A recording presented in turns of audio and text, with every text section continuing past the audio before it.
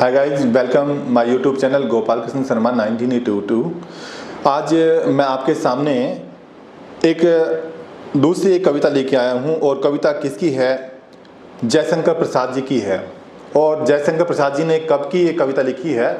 जब आदिकाल में जब प्रलय हुआ था ना, प्रलय, भूमि इधर उधर हो गई थी, उथल पुथल हो गई थी ना, उस समय का ये कविता है।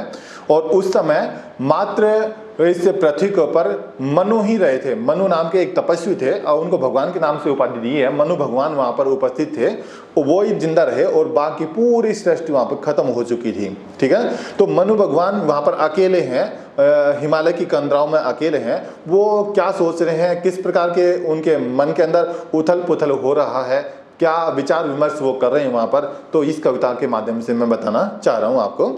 यस, हिमालय के उतुंग शिखर पर बैठ शिला की शीतल चाह, एक पुरुष भीगे नैनों से देख रहा था प्रलय प्रवाह। है ना, कि इसमें बताया कि हिमालय के उतुंग, उतुंग में होता है सबसे ऊंचा, है ना, हिमालय की सबसे ऊंची, शिखर में होती है चोटी, कि हिमालय की सबसे ऊंची चोटी पर बैठ शिला शीतल छाह, कि एक शिला की, शिला मतलब पत्थर, एक शिला की, एक पत्थर की छाह के नीचे बैठकर एक पुरुष भीगे नैनों से देख रहा था प्रलय प्रवाह, कि एक आदमी वहां पर प्रलय के प्रवाह को, कि जो कुछ समय पहले जो प्रलय हुई थी ना, उस प्रलय बोले तो पांचजल प्रलय था वो तो उस प्रलय को वो देख रहा था।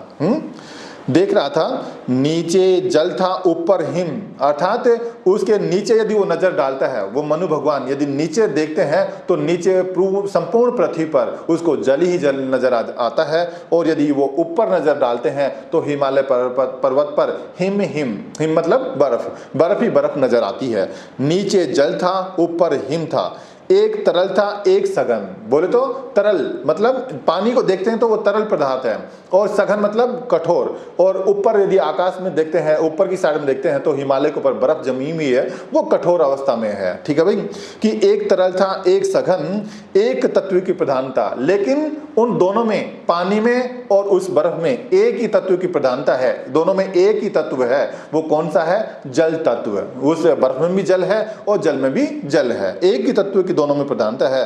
कहो उसे जड़ या चेतन, आपकी इच्छा है कि आप किसको आप जड़ कहते हैं और किसको उसको चेतन कहते हैं। चेतन का अर्थ होता है चेतन अवस्था, अर्थात जागृत अवस्था होती है। ठीक है, और जड़ मतलब जो जड़ है, जो इधर उधर जा ना सके, उसको जड़ बोलते हैं। ठीक है, यस, दूर दूर तक विस्तृत था हिम, स्तब्ध उसी के हृदय समान, नीरवता सी शिला चरण से टकराती फिरता पवमान। है ना, इसका अर्थ क्या हुआ कि दूर दूर तक विस्तृत हिम था, अर्थात जहां जहां तक मनु भगवान की नजर जा रही थी ना, वहां वहां तक उसको बर्फ ही बर्फ नजर आ रही थी। हिम मीन्स होता है बर्फ, और विस्तृत मीन्स होता है बहुत दूर तक उसको बर्फ ही बर्फ नजर आ रहा था।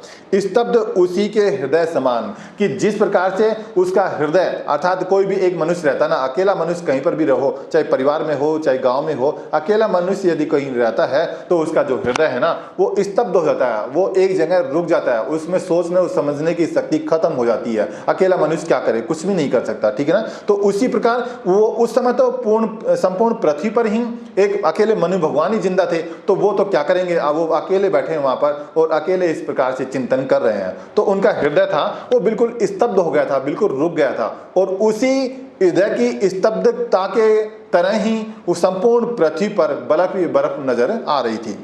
नीचे प्रलय सिंधु लहरों का होता था सकरुण अवसान। है ना, कि जैसे ही वो नीचे देखता है तो समुद्र की लहरें, बड़ी बड़ी लहरें वहां पर उठ रही हैं, और वो लहरें को देखकर उसके हृदय के अंदर करुण का अवसान, अर्थात तो रोने की जैसी उनकी इच्छा होती है कि अब मैं अकेला आदमी क्या करूं इसके अंदर, है ना, कि अब मेरे इस पृथ्वी के ऊपर वापस मेरे को सृष्टि की रचना करनी है, तो कैसे करनी है, कोई एक दो आदमी तो साथ रहे ना विचार विमर्श करने के लिए। है ना, उसी तपस्वी से लंबे थे देवदारू दो चार खड़े, हम हिम धवल जैसे पत्थर बनकर ठिठुरे रहे अड़े। है ना, और बस उसके पास में कुछ नहीं था, वहां उनके पास में तपस्वी की भांति, एक महान तपस्वी की भांति उसके पास में देवदारू नाम के 2 या 4 वृक्ष वहां पर खड़े हुए थे केवल, और वो वृक्ष भी कैसे थे, उनके ऊपर भी हिम छाई हुई थी, उनके ऊपर भी बर्फ छाई हुई थी। तो इस ये 4-5 पंक्तियां ही मेरे को यहाँ पर मिली हैं, क्योंकि मेरे पास यहाँ बुक्स नहीं है ना, केवल इसमें यूट्यूब में देखकर ही मैं ये कविता निकाल रहा हूँ, और 4-5 पंक्तियां मेरे को यहाँ प्राप्त हुई हैं जो मैंने आपके सामने प्रस्तुत कर दी हैं। और इसी प्रकार की कविताएं सुनने के लिए आप मेरे को सब्सक्राइब करें, लाइक करें, शेयर करें, ठीक है ना। जब तक के लिए आप सभी को राम राम।